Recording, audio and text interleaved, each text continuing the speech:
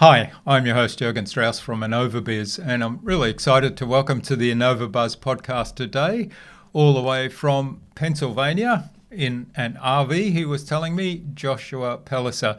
Joshua is the founder of RealTime AI and a systems thinker who shows leaders the logical blueprints to achieve their next level of growth by building practical AI into their core operations. Sounds like something that must be in high demand today.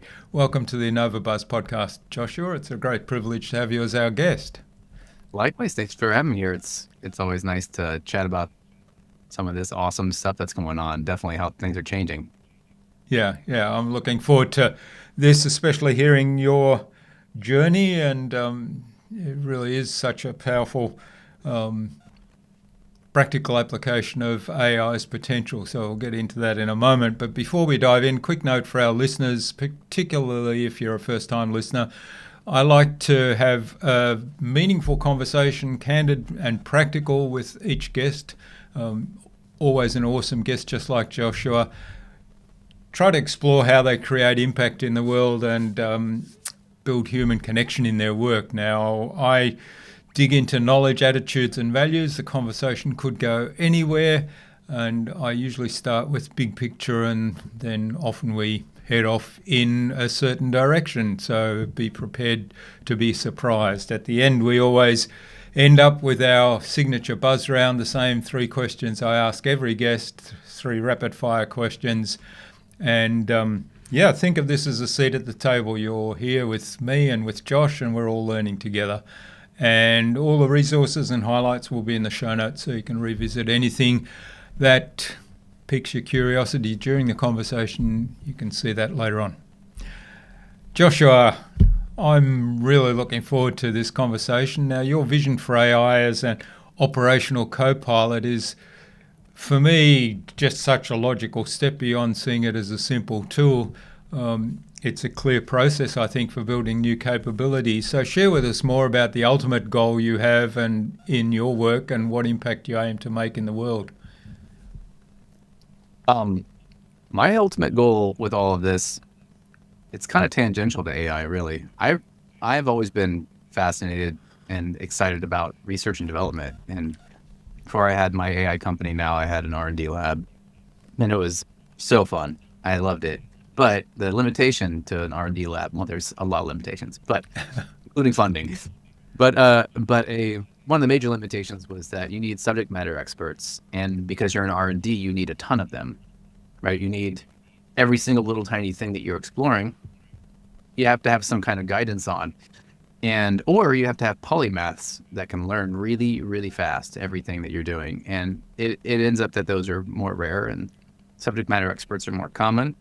So I kind of, at some point, realized that this is kind of ballooned into a direction that either I'm going to be limited by the subject matter expertise and support, or I'm going to have to charge a tremendous amount of money for R&D, which means that everything that I do needs to turn into some kind of a profit business.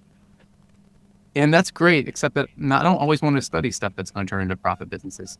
I wanted to do stuff that is fascinating and impact industry, but it's difficult to sell. Like ion capture, energy capture systems.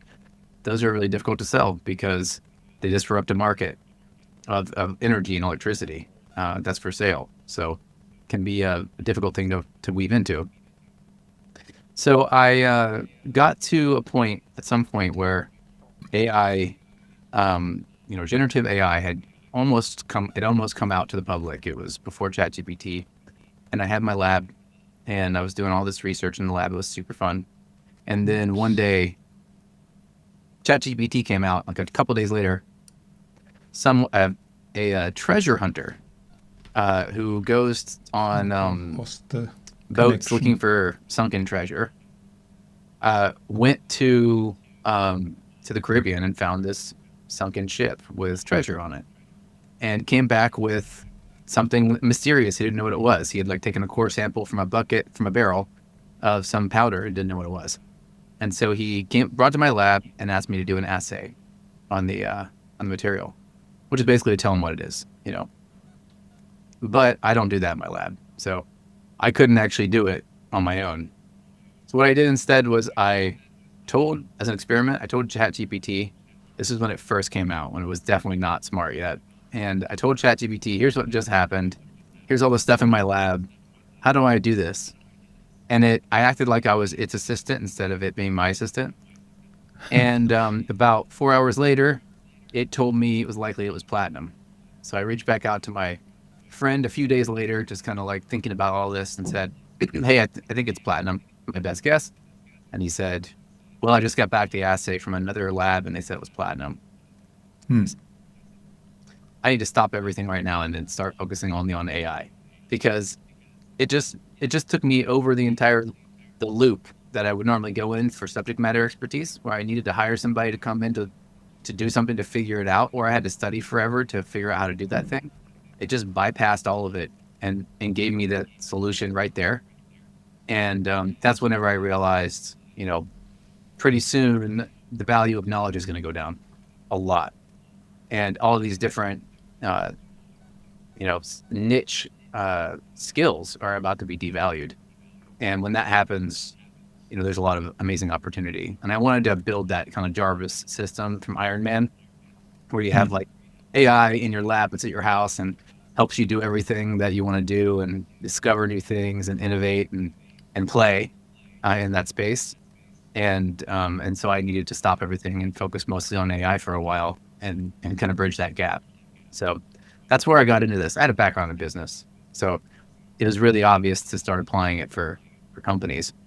And the reason why I did that, though, is because if we don't, for small, medium businesses, if they don't apply AI and get some traction before the enterprise companies really figure it out, which they're going really slow right now, then at some point, the bigger industries, the big players like Amazon and others, they keep trying to reach into smaller industries and niches and gobble that business up.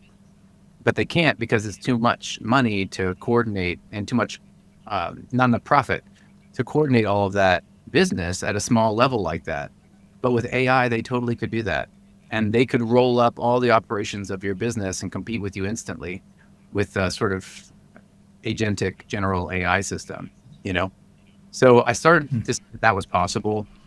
And 2022, started this business and started to help small and medium businesses build up their AI capacity and stability around it so that they can be ahead of the curve. And it's unbelievable what can be done. I mean, you can grow a business so much faster and so much cheaper than ever has been done. And most people are just sitting on their hands right now. So it's an amazing market, an opportunity. Yeah, it's a fascinating story and fascinating journey. And I, like you, I'm pretty excited about what you can do. One of the things I'm curious about, and I always ask myself, is what, given the capabilities of AI and the evolving capabilities, what are the key skills that as humans we need to be cultivating or growing or acquiring? Well, in the 1800s, the electric drill was invented. And before that had happened, if you wanted to drill a hole, you had to use a hand crank drill, right? And muscle was a big part of that. You had to be able to turn a crank fast and drill through different materials, including metal, right? And it would take a long time. And at some point, someone had invented the electric drill. Electricity was available, so you could plug in and use this thing. And suddenly the lever, the thing that was most valuable wasn't your ability to turn a crank, which was like days before this came out, that was your greatest capability in the construction field around that task. Immediately, that shifted from physical capability to the greatest lever and the greatest advantage was now suddenly remembering to use the drill.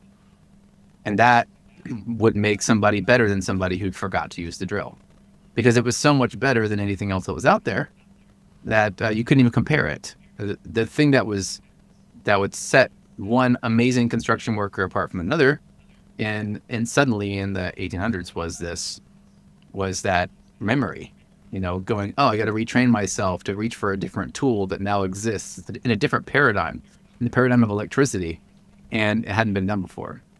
So it became this new paradigm that was the greatest, and remembering to play in that new paradigm became the greatest opportunity.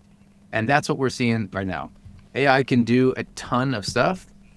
The difference between somebody who thrives with it and somebody who doesn't is that the person who thrives with it remembers to use it as much as possible.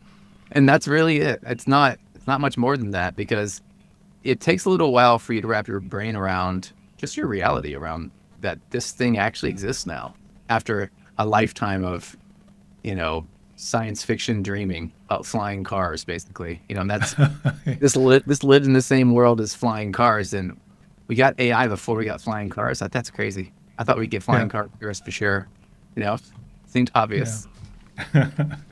Well, I think flying cars are around. It's just they're not mainstream. They're still prototypes and in special applications. But on that aside, that's a great metaphor, and remembering to use the tool. I guess the one of the questions, and we can approach this in two ways, I suppose, is what are some of the obvious areas where we should be starting to think AI first in terms of the tool that we use, rather than kind of as an afterthought, if at all. And I'm thinking both from a personal point of view and also from a business point of view. From a personal point of view, I think that if you're not using AI right now to read medical research papers and understand and help people with their medical conditions, I think you're wasting an amazing opportunity and talent right now. Because you can load up a research paper and, say someone's going through something. You can find research papers that have been studied on this, hundreds of them or thousands in some cases. Download them and then upload them into AI and explain what's going on and ask it for results. What has worked, what hasn't worked. And this is going to change the world. I think that one of the things people don't realize about AI that even I didn't realize so recently was how do you articulate how AI is going to take the electrician's job, And, of course it makes sense that you'd go, oh, well, robots, at some point, humanoid robots are going to do house calls and show up to your house and sit there and go, thank you, sign here, do, and then zip off, like the Jetsons. But that's not really the most concerning thing for these jobs. The demand is the concern. To give you an idea, I told you I live in an RV. I have where my fiance and I are traveling around looking for a property to get to settle and have a family and do all that fun stuff. And I had to outfit this RV so that it would actually work and run full appliances, and I could have my studio in here and work from my desk and everything. I needed all that. And so I couldn't run it on its current system because it was basically designed to go to a RV park and plug in, the end, right? And if you don't have that, you have, a really weak refrigerator, your lights, and your water pump, and that's all you have in this RV, right? So I got this big battery upgrade, and my brother and I installed the whole thing and set it all up, and finally it was working. One day on this trip, we've been on the road for probably about 4 months, and the battery stopped working, and that's a big deal because now suddenly we don't have power. We can't. It was hot. We couldn't turn the AC on at the time. And my fiance's like, oh, you should hire an electrician to come fix this battery situation. And I was like, no, I don't want to do that, especially when I don't know anybody in this town. You get the wrong electrician, and it's a waste of money. Truly, let me try ChatGPT first. So I went outside, took a picture of my battery bank, said, here's what's going on right now. What should I do? And it said, oh, okay, it sounds like you have an issue with over discharge of your batteries. You need to bypass the inverter. Here's what you need to buy. I bought the thing. A couple of days later, it showed up. I just did what it said. My batteries booted back up, and I had power again. And I would have paid an electrician to probably wouldn't have even known this stuff. The best thing the electrician probably could have done is use ChatGPT to figure it out, And what we aren't thinking about right now is that the jobs that humans do aren't going to get taken by AI because a robot's going to come do them. They're going to get taken by AI because you don't need them anymore. You can do it on your own. The same as for medical research, like I mentioned earlier. And I think that personal use case, medical research is great because you can help a lot of people in your immediate family try to figure out novel solutions to things that they can't solve, and people that you care about, and in your own self, in your own life. And there's lots of tools out there you can use to find research papers, stuff like that. I think on a personal note, probably the most empowering thing right now is that you can find out. A good example would be like, you have something going on with yourself health-wise. You figure out what it is. That's what you can use a doctor for, definitely. Figure out exactly what's going on with your body. But then after that, you can go search research papers and find the natural remedies for this thing that have proven to actually work, and then buy the natural versions instead of pharmaceutical versions and see some results. And you might see enough results to heal before jumping into a deeper pharmaceutical kind of path.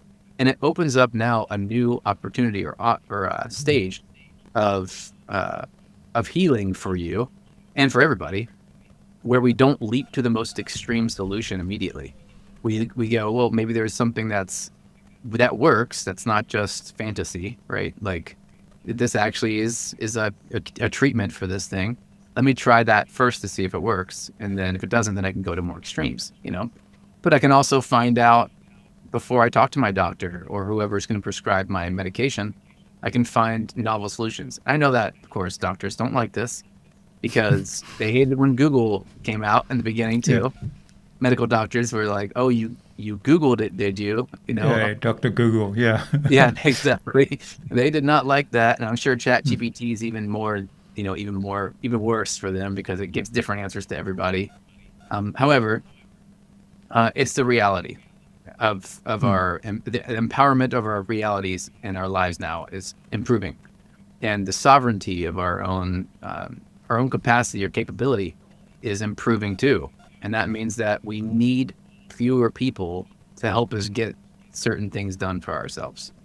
And I think that's really powerful and not scary at all. I can understand why to some people it might be, because dependency leads to profit in a lot of ways, right, for people. And but we're about to shift out of that paradigm. You're not going to hire somebody because you need them so much anymore. You're going to hire them because you want them to do it and you trust them to do the thing, whatever it might be. So on a personal note, can you hear me? Yeah, I can hear you, but I've just got the test pattern on the screen now. Yeah, I know. I see that. Just give me a minute while I hilariously, in the middle of this whole thing, power blinked on me in the middle of this whole thing. So give me just a couple minutes while I reboot something. This is not normal, but it happened just now. So I'm going to do that real quick. I'll be right back. Sure thing. So that is definitely funny. All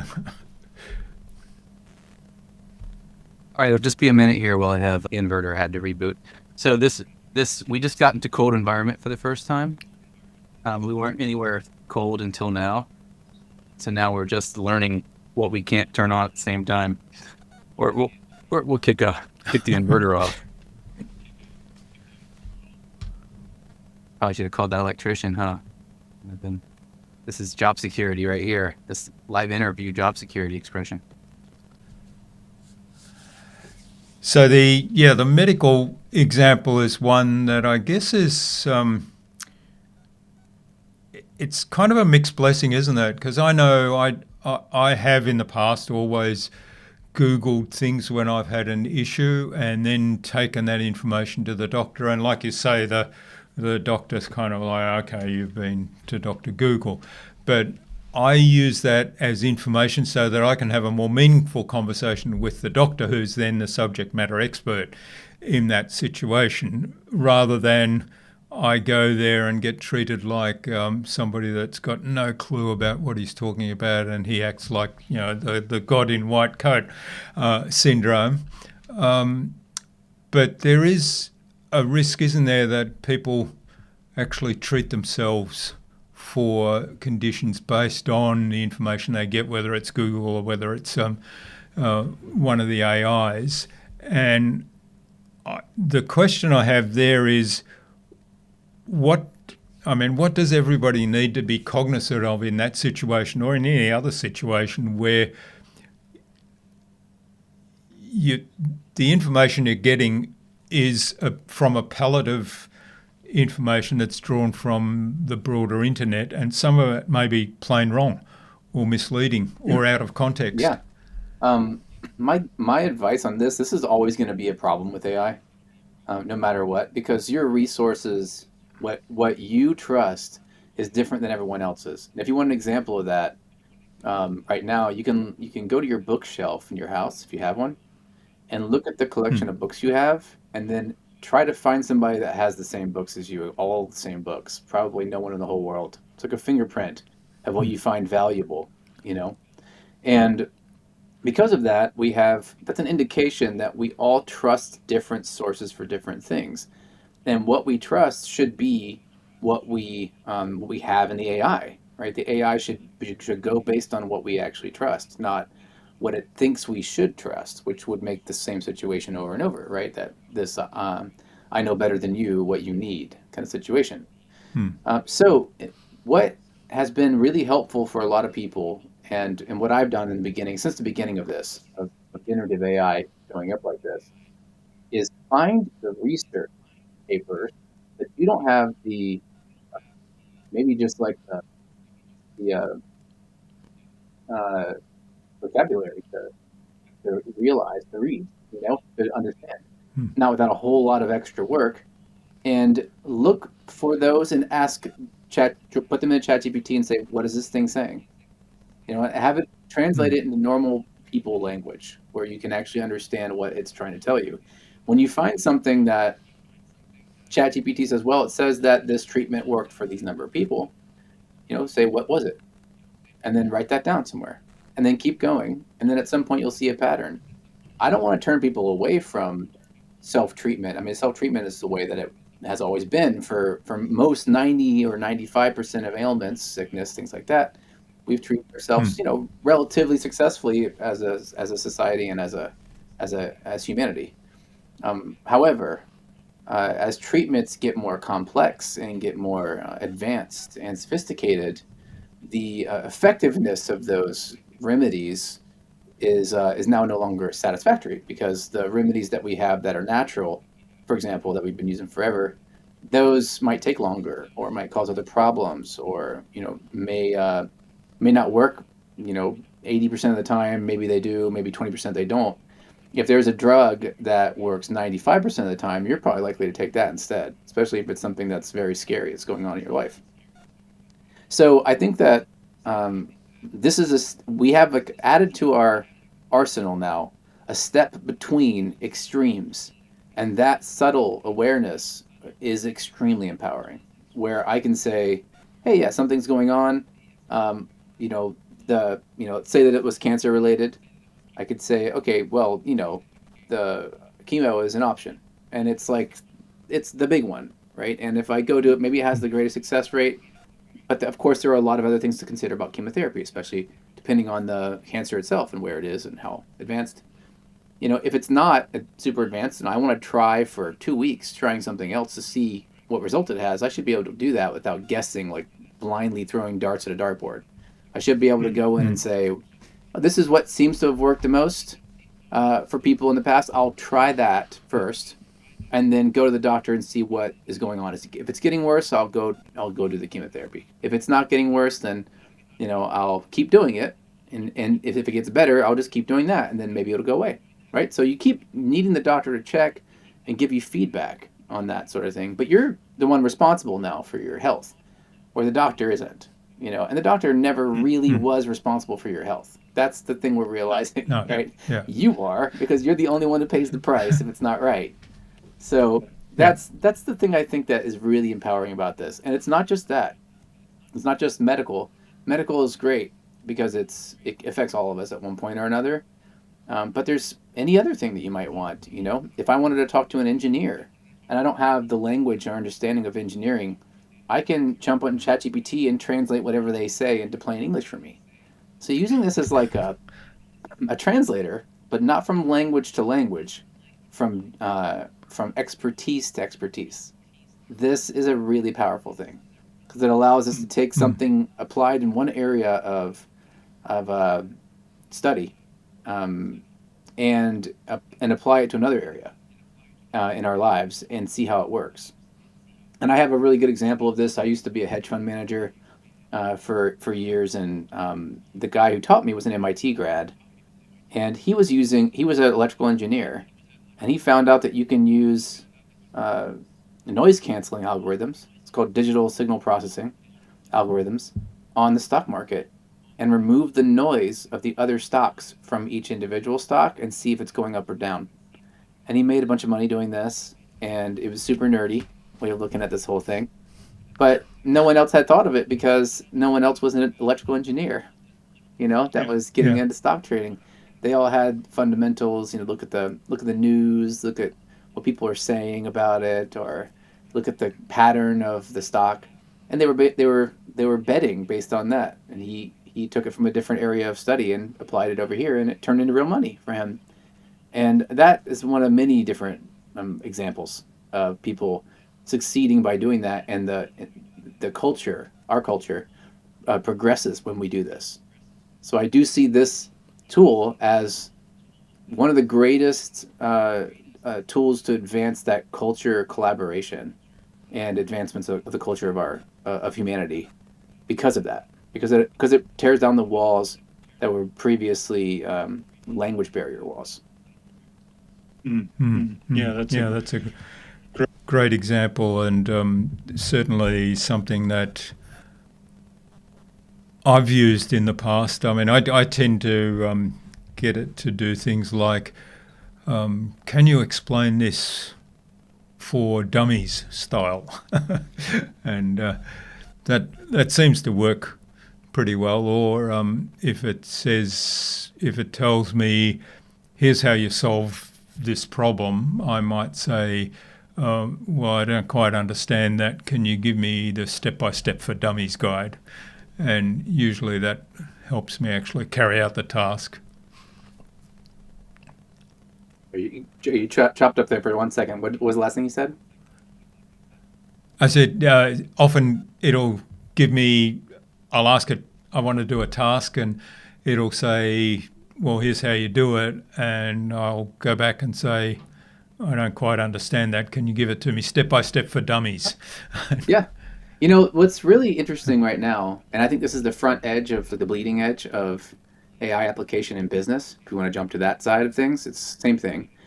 It's that Hmm. step by step, what we call a standard operating procedure in business. That that is about to be the key that unlocks AI for people to apply it in their business, because the AI is designed to think step by step and to develop step by step operations, and then it can follow step by step instructions. So all you need is an AI that can read your standard operating procedure of how to do something, and then will control, tab on your browser and do all those steps, right? Click on things, move the mouse around, type things in. And about a month ago, one of the very first really useful versions of this came out, and I've been using it, and it's unbelievable. I mean, you Hmm. can take an SOP. You have to have it formulated well. Like, you have to really know every single step in this process, and that takes time for you to design. But once you have it, you can copy and paste that thing directly into this tool, and it will control your browser and do the job for you.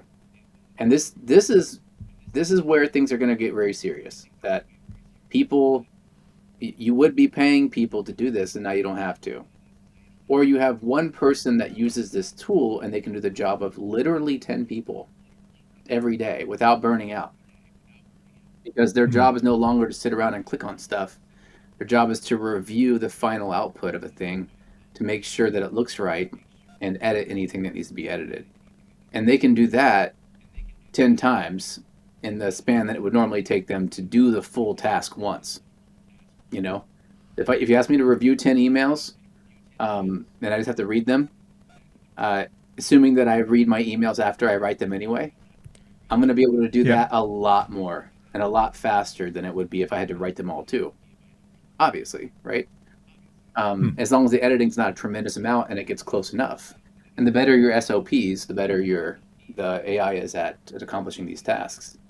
So, and I've been using that. I've been using a couple of other tools too that are AI agent development tools, because that's what I do. I have a team. We go into companies. We apply AI. We AIify the business. You know, so I have to find solutions all over the place for every different kind of company that hires us to come in, and we have to start where it matters in business. And one thing that we're finding is that the capture of this SOP, which is actually really easy, because you can use AI to capture it too and to write the SOP, Yeah. right? Yeah. So that process is the gateway. And it's also the gateway to scaling your business. If you've been in business long enough and you've franchised or scaled or trained or anything like that, new people coming in, creating standard processes in your business is what you have to do or you can't scale.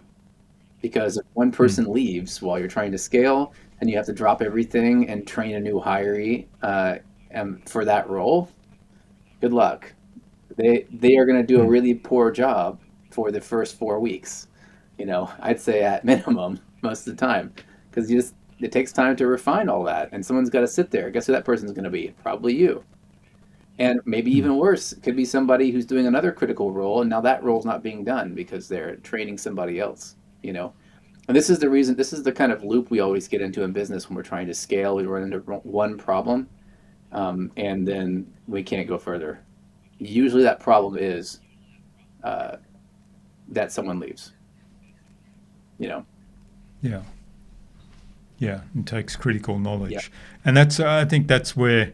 I mean, you talked about standard operating procedure. Right? One of the big areas I see that is, I think, potentially hugely valuable is an internal knowledge base for the business, to have everything for that business on its own dedicated server, so you avoid the issue of privacy or intellectual property being compromised, and then build an AI within that server environment that can do those automated tasks that you can query. So anybody can go in there and say, oh, tell me about the financial performance of this company over the last 10 years. And it'll go through all the documentation, not just the public reports, but the internal information that's in there, and it will give a summary. So I think that could be a huge value as well. There's a problem with the initial problem with that was solved by a technology that a lot of people don't even know exists, which is called the technology is called a vector database. And what it does, the problem that it solves, is that when you add all your company knowledge in there, it's a lot of information. And the AI Mm. has to now, it has a limit to how much information you can input before it starts to lose the meaning of everything, which is called the needle in the Mm. haystack limit. And if you say, give me the financials for the past 10 years, and it has to read 1,000 pages of documents in order to get that information, obviously it's going to lose a lot of data in there as it reads through that stuff because it's just too much information for it to take in. And, a lot of it's irrelevant. 99.9 repeating percent of it's probably irrelevant. There's probably about, 20 to 50 different, paragraphs in that 1,000 pages that you actually need to pull in. If you pull in all that information with the right context, the AI can read it, right? So somebody, I don't know who, some genius, realized that you can take data like 1,000 pages of text, like a book, or like all your company data, and you can turn it into this special kind of database. And whenever you ask the AI a question, it can read all of that data every time and pull back only the 50 paragraphs that matter into the chat in the background and then answer your question only from that knowledge, which is what you would do if you had all the books in the world. Like imagine that all your company data was printed in binders and it was organized well enough for you to find it all. If you did want to know the past 10 years, you'd pull out every year's binder, flip all of them open to the financial records section, look at the same bottom line, and write all that down on a spreadsheet and go, here it is. You know what I mean? It does that for you in seconds with your data. It can also do it with outside data, like you're saying, where it can read other books and things like that, or search the web. But you want these two things to be separated so that you know when you're looking at your data versus when Yeah. you're looking at other people's data. And that, again, that comes back to your trust, right? You want your security for your data. That's already for the most part been handled, right? The storage of data has been pretty well securely stored. You know, as humanity goes, as far as problems are, that one we sort of figured out, right? And there's, of course, 1,000 ways you can hack anything, of course, um, but but that's pretty well protected and pretty safe in general. What's not safe is whenever you take that data as a whole and put it into an AI system and then send it to who knows where to be crunched by who knows who and then sent back to you as potentially correct, you know? And that's whenever things get weird because if you send it to, this is why I don't use the DeepSeek model that came out. DeepSeek was a new AI that came out. It was China's AI, very, very smart, very quickly developed, very impressive in a lot of ways. But if something went wrong with my data, I can't sue someone in China. You know, it's not going to happen. And I can almost be certain that someone is treating my data differently than I'd like them to, especially if it's an Yeah. AI tool that's free, you know?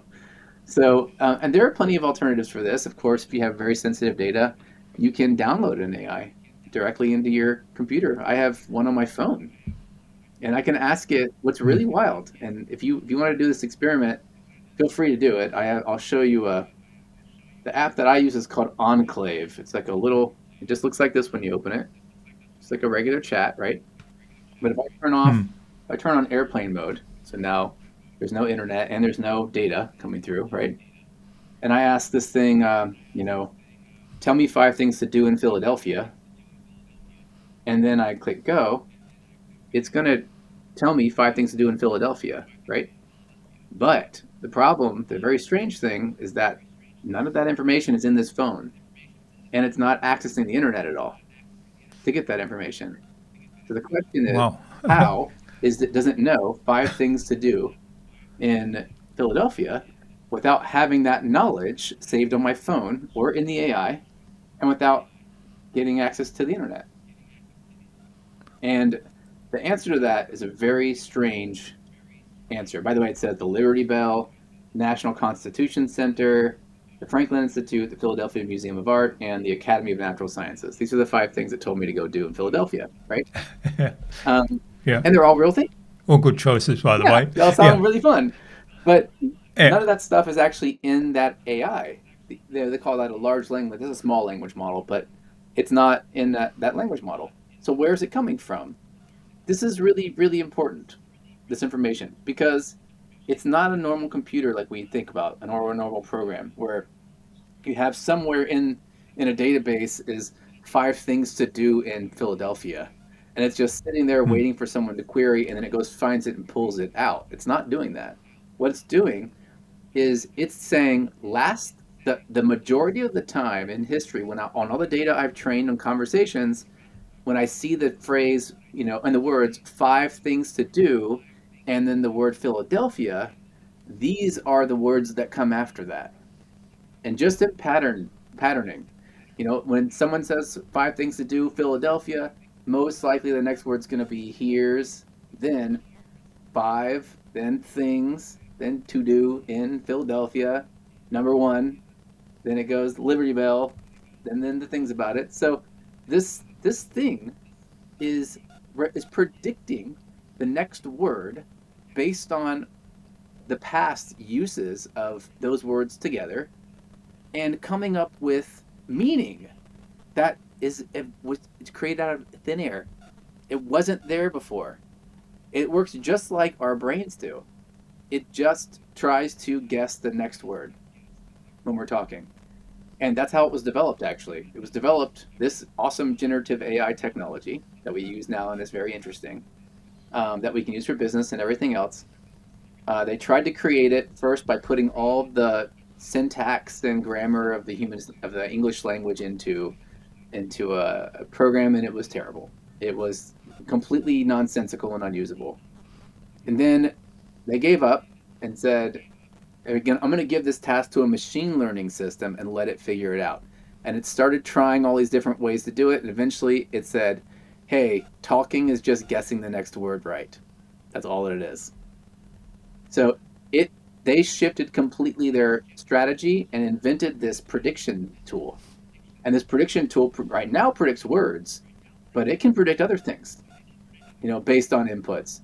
And that's going to be a game-changing thing when it starts to predict your purchase behaviors, when it starts to predict world events as well. A perfect prediction tool can tell you what's about to happen if it knows all the details of what's happening now, and to a large degree of accuracy. And we're seeing the beginning of that right now. That was science fiction, and now suddenly it's real, So very, very interesting.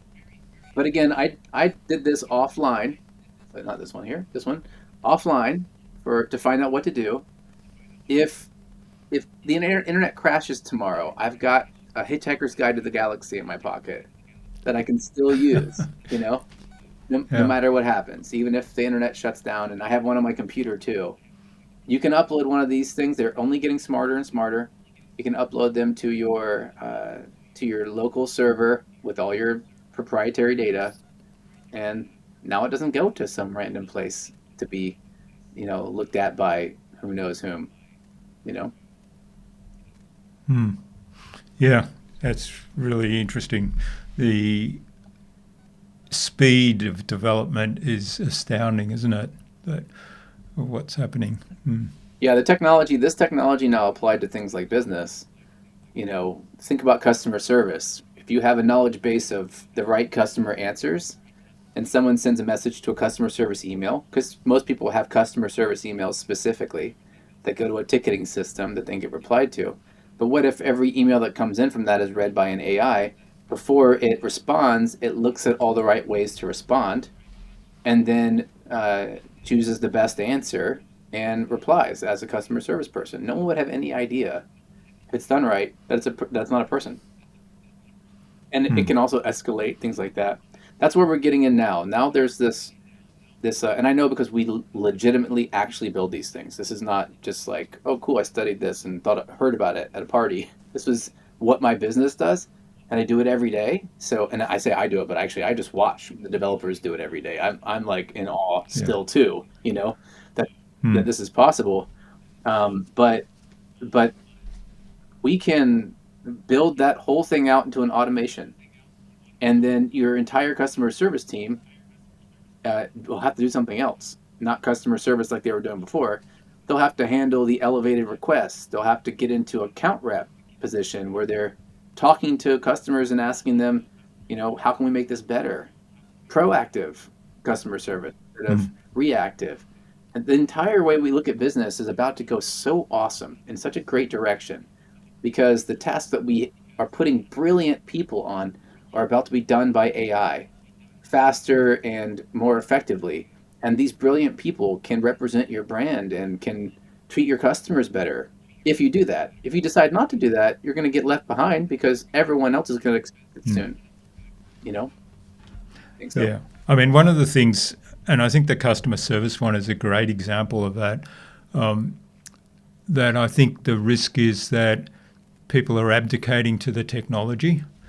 And so they're downsizing or even getting rid of their customer service people entirely, and maybe they're going into other roles, or maybe they're just losing their job. But from a customer experience point of view, then I'm finding it very frustrating sometimes if I go in and what I get is clearly an AI. Sometimes it's not an AI, but I can tell it's an AI with one or two interactions. And I say, well, here's the issue I'm having, or I need help. I need to talk to somebody about X, Y, Z. And it comes back and it says, well, have you done this? Have you done that? Have you done that? Did I answer your question? Yes, no. And so the option then I have is, no, you didn't answer my question. I need to speak to a person because this is more complex than what you've given me. and then it comes back and it says, okay, well, let's go with option D, E, and F. Did I answer your question? Yes, no. And I say, just elevate this to a person. And so there's some of these systems, they'll just go through a few iterations of giving you standard answers from their knowledge base and not even give you the option of asking, you know, okay, this is more complicated. I actually need a person to talk to because I need an interaction here. It's not just ask a question, get an answer, and then I'm done. Yep. So how do you see that playing out? Because the example you gave, I think, is a much better model for me anyway, as a customer experiencing it, where, yes, I'm happy to have the AI tell me, okay, have you tried these things? Because maybe the answer's there. But then it should say, did I answer your question? Yes, no. Do you want to speak to a person? As the third option. I mean, they can do that now And without and AI. then They just are lazy or cheap, whoever that was that did that. yeah, And yeah, that'll always be possible. That some people would choose that route.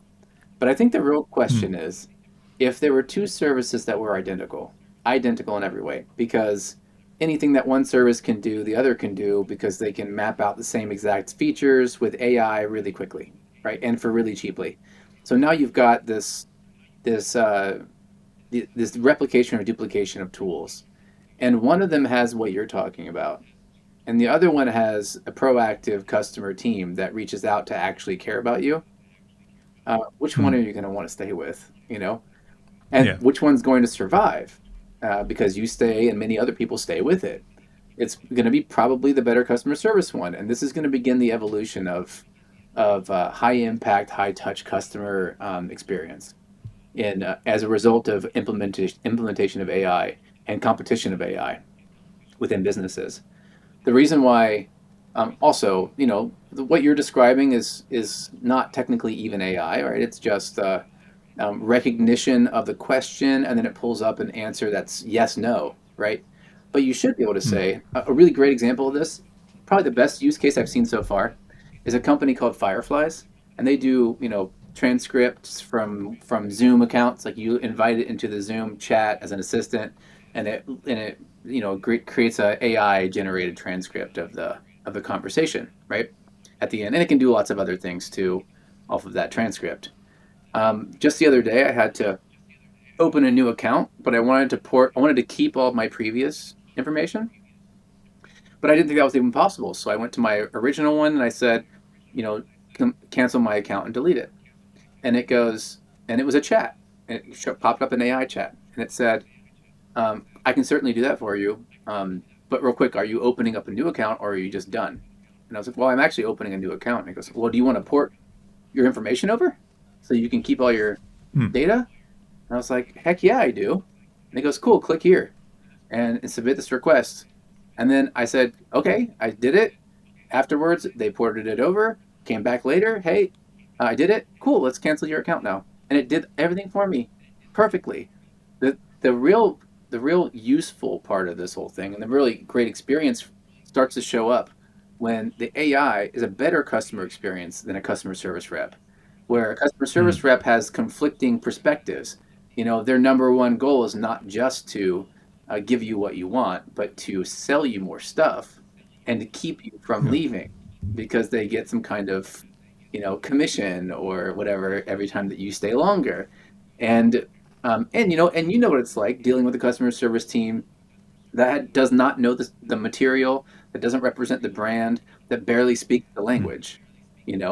How frustrating that can be, where they're just talking at you and they're reading a script. There's nothing worse than that. I mean, that's not even having a conversation with a person either. That's having a conversation with their script. And that could be done without a person. That would be equally bad done with an AI if it was the same strategy. But the tech allows the AI to care.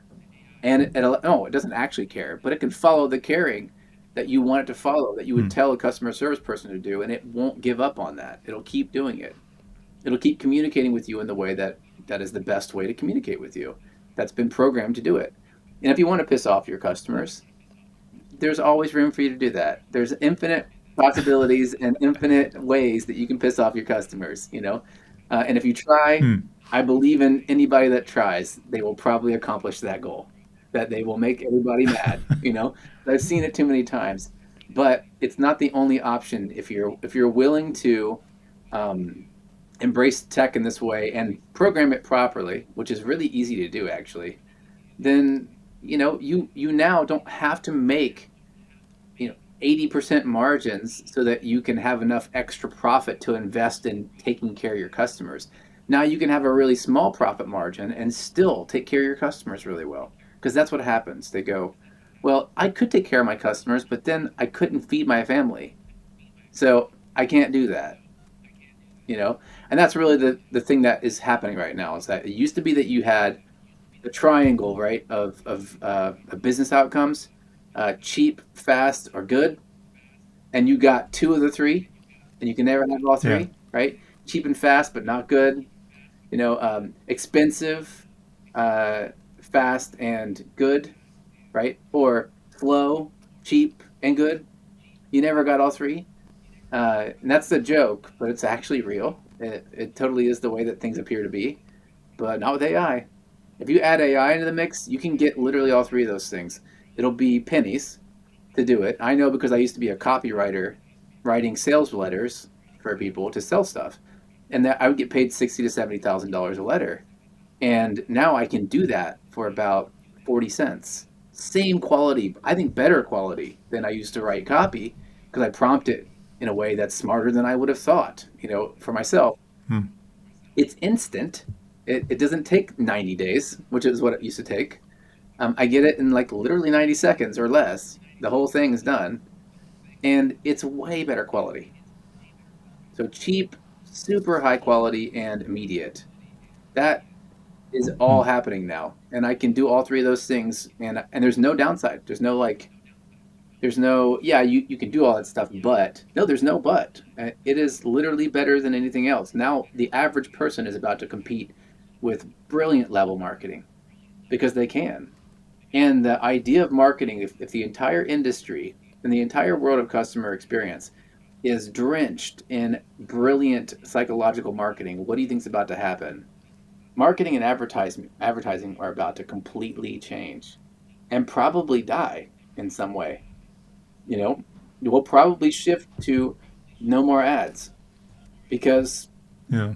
if the best you can do is what is the status quo, how do you get an edge? And that may take, Mm. 10 years maybe before that happens, but it will happen 100%.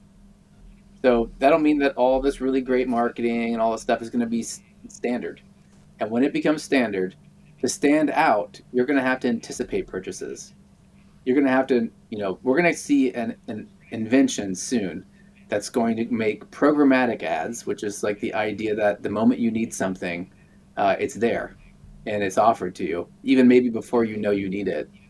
That's going to be a reality. And that might sound Orwellian, right? And It is a bit yeah, Orwellian, yeah. can be. Right? I mean, yeah, I'm seeing some of that already. In fact, this week I can't remember what it was, but I I've seen for a long time the moment I search something somewhere, I immediately get fed those ads in other places, and the two places are not related at all, and yet it's translating. That thing is translating. The scariest one I had, I was physically looking at phones in a shop. And I walked out of the phone, sat in the train, opened up my phone, and immediately an ad came up for the very model of phones that I was looking at. So I thought, oh, man, it was spying on me. So I hadn't even put that into the information. So I thought, well, that's getting scary. But now, this past week, I think I've had 2 or 3 instances where all I've done is thought of something, and then those ads are coming up on my feed. I think it's I think, playing into man, the natural human tendency to look for synchronicity to make decisions in life. And whenever mm, AI is not even really doing that, by the way. That's just surveillance, right? That's happening. yeah, But whenever prediction gets added in as well, and it becomes really, really intelligent. Um, I'm really curious what's going to happen about our trust and synchronicity. Will it increase our trust and synchronicity, or will it decrease it? Because if it's possible for AI to mimic synchronicity, then and it's possible to tinker with that or adjust or manipulate that, then why would I trust it? Right now, the reason why synchronicity is one of the main reasons why it's so trustable is because no one knows but me about that Hmm. synchronicity.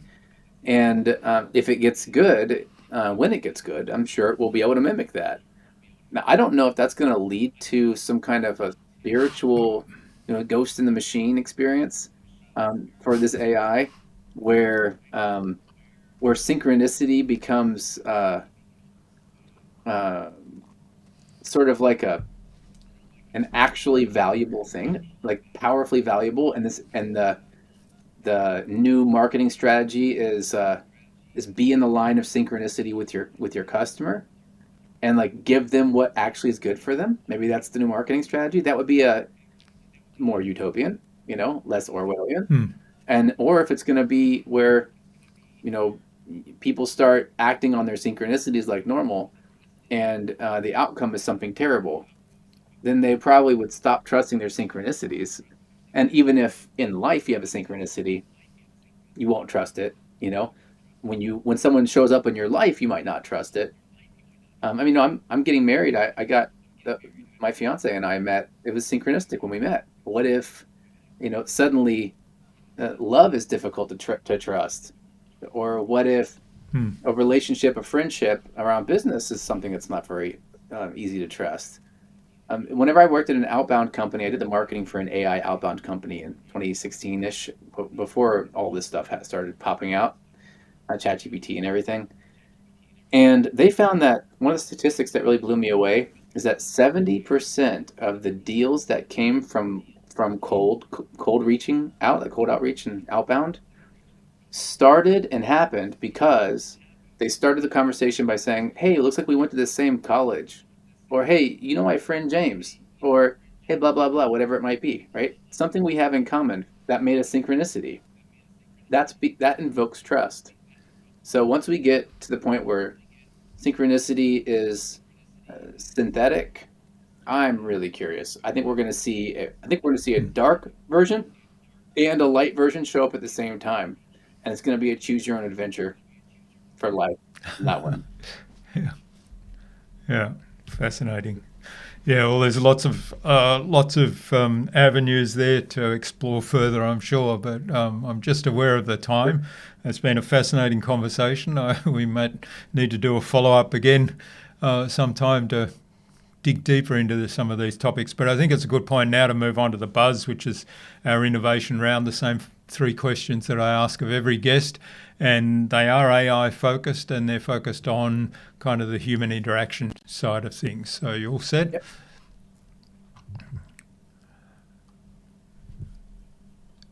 So first one's on innovation. So what's the most innovative way you've seen AI used to strengthen human relationships?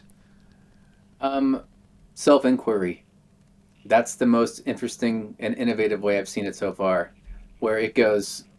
Pardon my French, but uh, it says, you can take the "Am I the asshole" conversation and actually find out, and do some deep inquiry into your own intentions and your own blind spots, and that helps your relationships tremendously.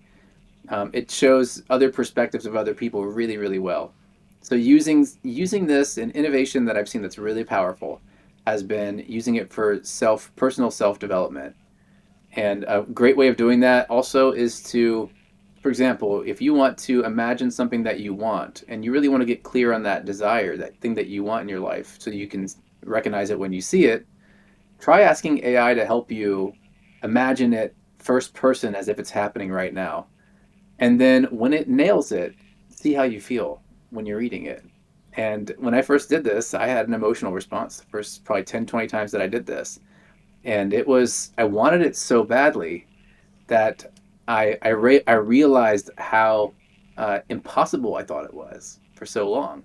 And the more I read stories of myself in the first person having the thing that I wanted, the more I started to see what was possible to have that thing. And then when my business and opportunities in my life started showing up that led in that direction, I didn't resist them like I did before. And that has changed my relationships completely.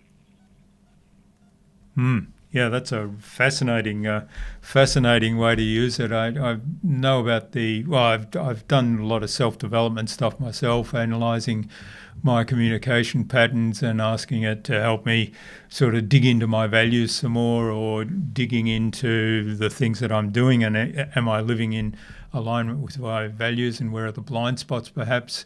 But yeah, it's sort of putting goals in and getting them written in the first person. That's very powerful, I can imagine. Yeah, you should try it.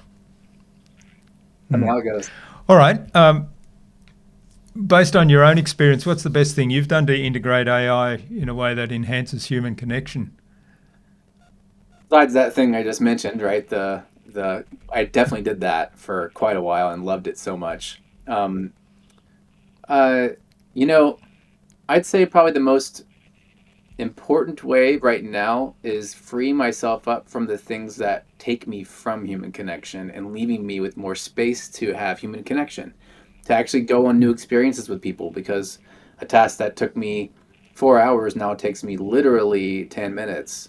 And yeah, I can always add more work to my day and try to get 4 months worth of work done in a week, right? Like that totally is tempting to do.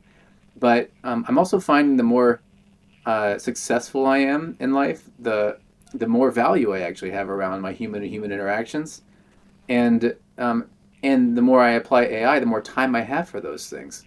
So it's bringing me to live in the moment more, actually, which is really hilarious. You would think that AI is, you know, everyone's just staring at their phone all day long, but really, when you apply it to business and you have AI agents doing things for you without you having to do them, and they're tested and they work very well, and they're replacing management that you'd have to do otherwise, then you can spend time actually talking to your employees and getting to know them more, going to their birthday parties when they have them. If you have more money coming in and more profit, you can buy them a present and get to know the name of their kids.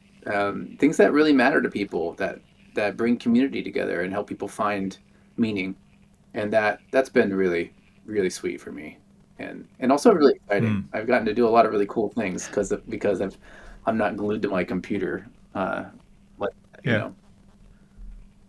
yeah, that's I think that's a great application, and it does, as you mentioned, it does require you to say, well, okay, I can fill that freed up time with more work, but what if I spend it connecting with people Yeah. and doing some of those things you mentioned? Yep. Yeah. Yeah, it's a choice, but at some point Mm. you get enough distance to make that choice.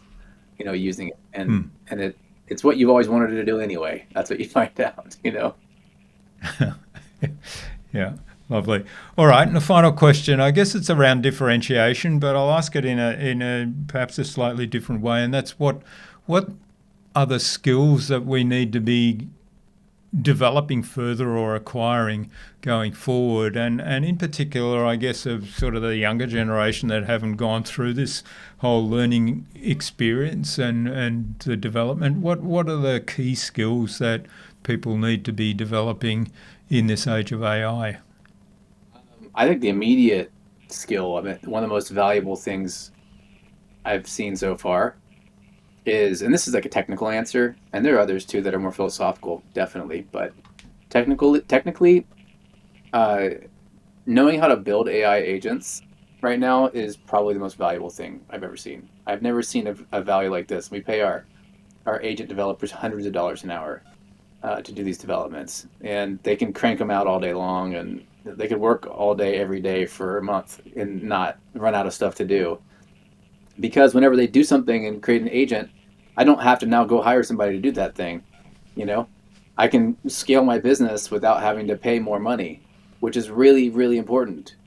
So I think that that's a really big deal. The other side, though, is that all the people who were going to be, would have otherwise worked for me as employees, those people are going to develop entrepreneurial tendencies and skills.